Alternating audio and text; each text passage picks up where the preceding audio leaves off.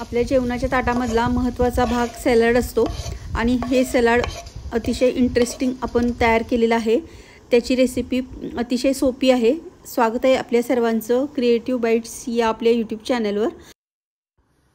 ही recipe तयार करण्यासाठी आपण बीन्स आहेत ते आधी निवडून धुवून घेतलेले आहेत आणि एक गॅसवर आपण पसरट पॅन घेतलेला आहे आणि त्याच्यामध्ये बटरचा वापर केला आहे। बटरच्या ऐवजी तुम्ही तेल किंवा तुपाचा सुद्धा वापर करू शकता। या रेसिपीसाठी जास्ती तेल लागत नाही, कमी तेलामध्ये आणि आपण बटर सुद्धा 1 चमचा लागेल एवढंच घेतलेलं आहे। अशा पद्धतीने आता बटर आपलं व्यवस्थित मेल्ट झालं की आपण याच्यामध्ये बीन्स घालायचे। या रेसिपीला बिलकुल जास्ती साहित्य लागत नाही आणि जास्ती वेळ पण लागत नाही, झटपट ही रेसिपी तयार होते। आपल्या जेवणामध्ये भरपूर फायबर आवश्यक असतं, ज्यामुळे अन्न पचायला सोपं जातं।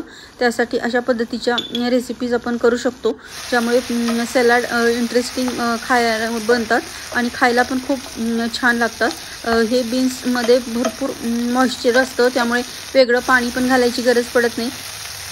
बटरमध्ये आपले बीन्स छान परतलेले आहेत। आता 2 मिनिट आपण वाफवायचे। 2 मिनिटांनंतर आपले बीन्स छान वाफले गेले आहेत। तीच भाजी जर खाऊन कंटाळा आला असेल तर अशा पद्धतीचं थोडंसं तोंडाची चव बदलणारी ही रेसिपी तुम्ही नक्की ट्राय करून बघा। आता आपण याच्यामध्ये रॉक सॉल्टचा वापर केला आहे।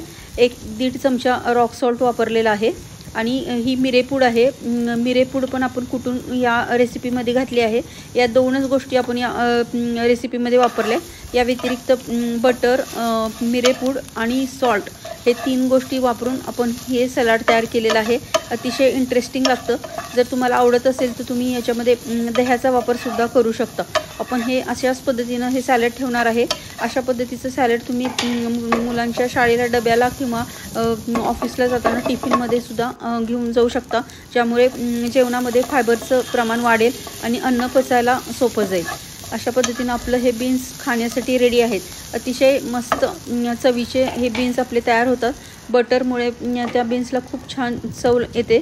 नक्की ट्राय करून बघा आणि रेसिपीज आवडली असल्यास आपल्या चॅनलला लाईक, शेअर आणि सबस्क्राईब करा। थँक्यू।